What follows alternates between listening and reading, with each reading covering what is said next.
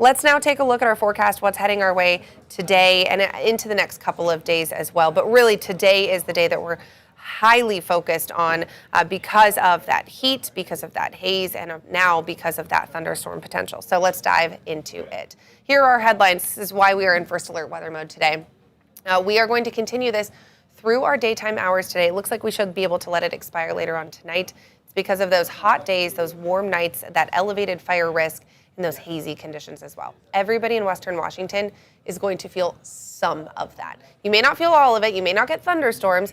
You may be on one of the cooler spots, but you will likely feel something from that. Here's a live look from Tacoma on this Wednesday late morning. You can barely see Mount Rainier there in the distance because of the haze that is down around South Sound. Thankfully, though, you can see it's not in the lower parts of the atmosphere, so it's not right at the surface. We're not necessarily breathing that in. It is aloft, which is good for us for that air quality, but definitely something we'll continue to monitor as we move forward. So this is day 2 of our first alert weather days. The first was Tuesday, yesterday, and we actually did hit 93 degrees at SeaTac.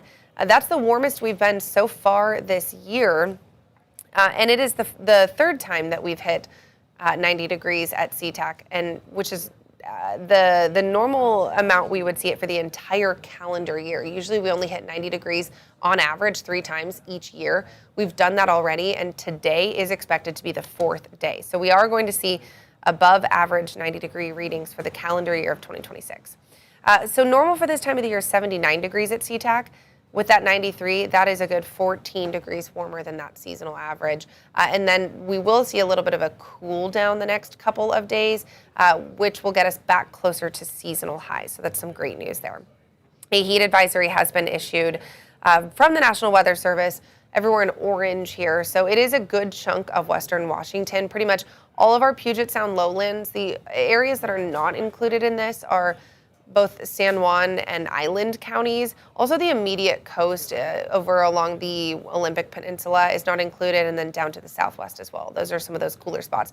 Plus our higher elevations, the mountains are not included in this. But a lot of our highly populated lower elevation communities are included in this advisory because of those 90s expected. As of 9:45 a.m. on Wednesday, this is how warm we've been so far. Seattle, just shy of 80 degrees already in the day. Puyallup has hit 82 degrees, and the day is young. That just shows you how warm it is going to get this afternoon. Temperatures will continue to quickly climb into this afternoon. We'll spend most of the day in those upper 80s with plentiful sunshine, and we'll continue to watch that haze as well. Here's a look at our expected highs for the day. 80s into the low 90s with the warmest spots around Western Washington in the mid 90s. We'll see those triple digits off to the east. It looks like Yakima's covered, but Yakima's looking at a high of 103, Wenatchee 105, Leavenworth right around the century marker as well. So another hot day. This is very similar to what we felt on Tuesday. So it's kind of a rinse and repeat of our highs from Tuesday.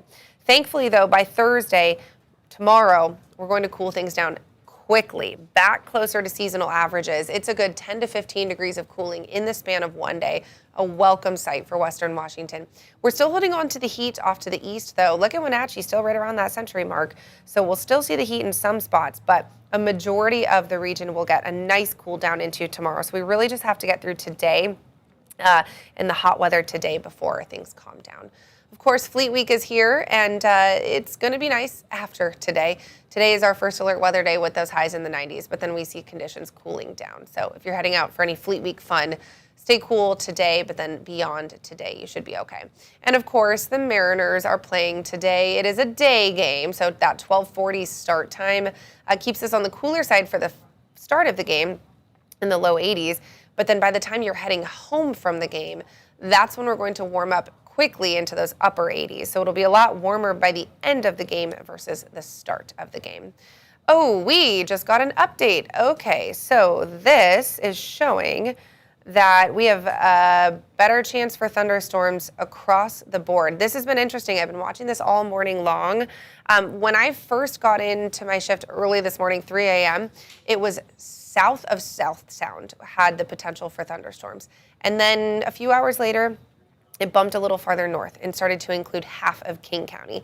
But now it has bumped even farther north, all of western Washington is now included in this thunderstorm potential for today, for this afternoon. So the best chances are still going to be farther south, but everybody has the potential to see some lightning and hear that thunder. Of course, they go hand in hand. This is the outlook for tomorrow, for Thursday.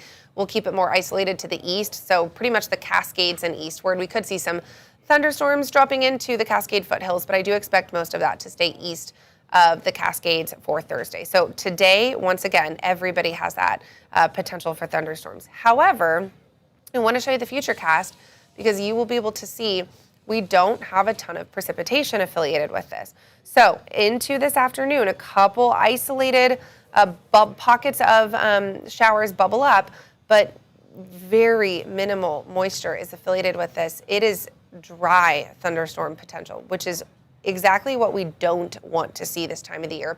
We don't want to see thunderstorms without rain because that means lightning, wind is still affiliated with it, and no precipitation means increased risk for those Mother Nature caused wildfires. So this is this evening.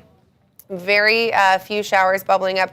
We actually do have the potential for some showers overnight tonight and into early tomorrow morning. So this is early tomorrow morning, Thursday morning, 5:30 a.m. here. A couple showers over the Cascades, a couple possible around the lowlands.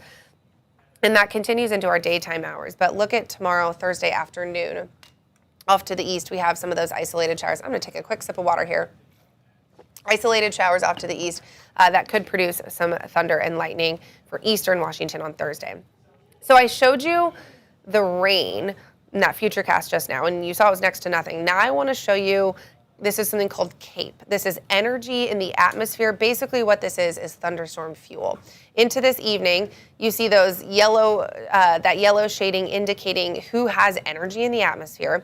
It's the Olympic Peninsula. It's South Sound. It's the Southern Cascades. It's also the Cascade foothills all the way up into North Sound as well. So everybody has the potential for some thunderstorms this afternoon.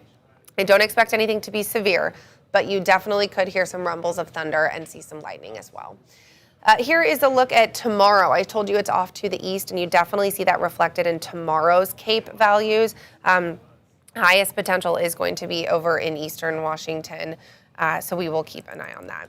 Hey, one thing I want to tell you is if you do hear thunder, if you do see lightning, tell us. Send in your visuals. 206-448-4545 is our King 5 text line. It is always open. You can always save that number, but we always want to see what you are seeing in your neck of the woods. And so if you do see any of that active weather, we definitely want to see what you're seeing.